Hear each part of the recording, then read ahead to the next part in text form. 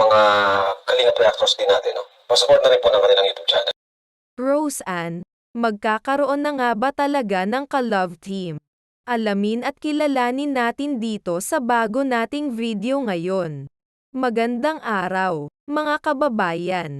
Una sa lahat, magpapasalamat muna ako sa bumubuo ng programa ng Kalingap na sina Kuya Rab, Kuya Val Santos Matubang at Ate Edna. Nito nga lang nakaraang araw, muling binisita ni Kuya Rab sila Rose Ann at may bago silang kasamang binata na nagkataon namang kaparehas ng design ng damit ni Rose Ann. Ika nga nila couple shirt. Nung magpakilala na nga ito kay Rose Ann, mapapansing namumula siya. Todo takip pa nga sa kanyang bibig habang ngumingiti dahil sa medyo nahihiya pa nga siya. Ang pangalan niya ay Cedric na video editor ng isang YouTuber. Mukha naman itong kaedaran lang ni Rose Ann ngunit nang tanungin ni Rose Ann ang kanyang edad ay para na pala siyang kuya nito. Di man pwede magsabi ng tapos, pero base sa reaksyon ni Rose Ann nang malaman ang edad ay malaki ata para kay Rose Ann ang agwat ng edad nila para maging magkasintahan.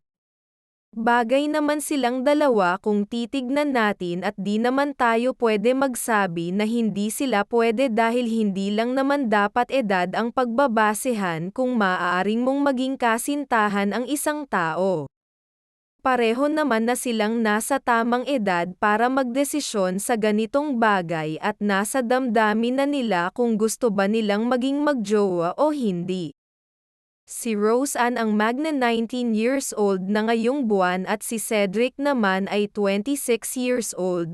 Magkakaiba man ang ating pananaw sa ganito kasi para sa iba malaking agwat ito at para sa iba naman ay sakto lamang. Ano ang masasabi ninyo dito mga kalingap?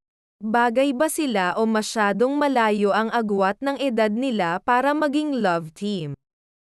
Yun lamang sa ngayon. Huwag kalimutang mag-subscribe kung nagustuhan nyo ang video na ito.